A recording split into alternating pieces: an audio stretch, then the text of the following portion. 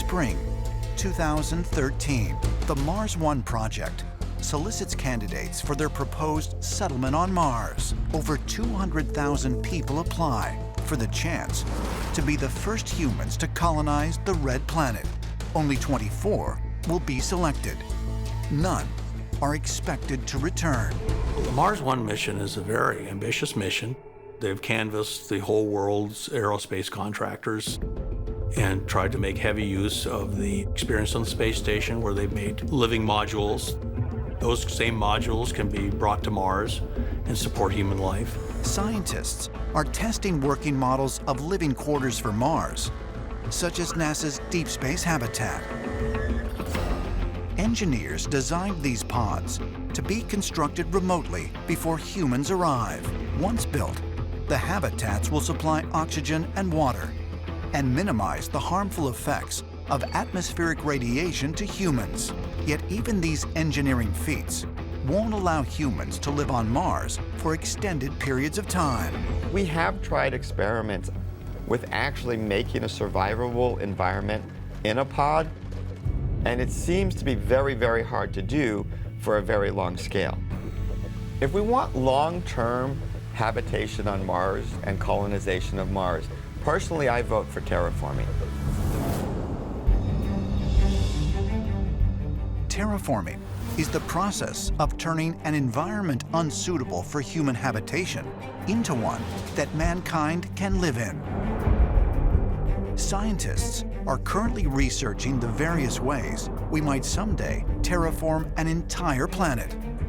When you think about terraforming Mars, the key really is getting a dense atmosphere that forms protection from the radiation from the sun, makes the temperature really high enough, and gets things going with plant life and oxygen. So one question is, where do you get that denser atmosphere? Couple of options.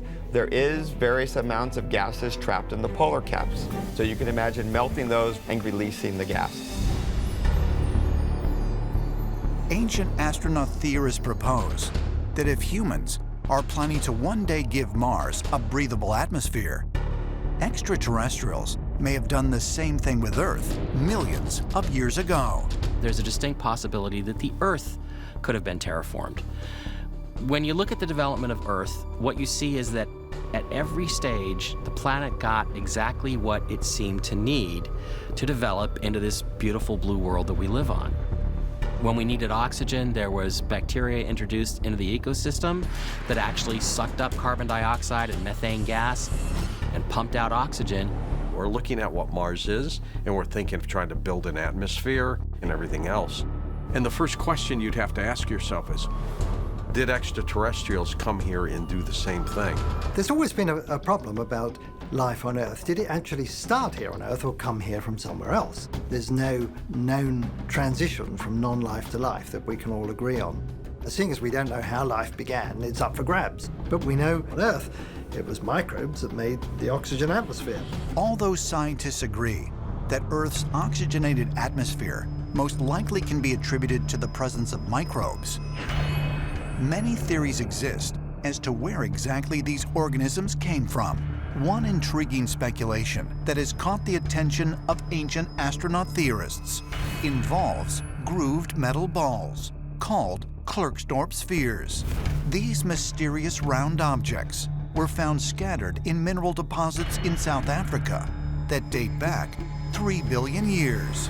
There are people that argue that these spheres are natural, but there's really no natural objects that bear any resemblance to them at all. And the fact that they're buried in rock that is so old indicates that somebody sort of scattered them throughout the planet. They appear to be metallic, constructed spheres in which you could have placed bacterial life that would definitely have been able to then spill out into the ecosystem, multiply, divide, and change the environment, exactly as we're proposing to do on the planet Mars. We might say that this is just a natural occurring thing on Earth, but this may be evidence that Earth was seeded by some kind of bacteria or microbes brought here.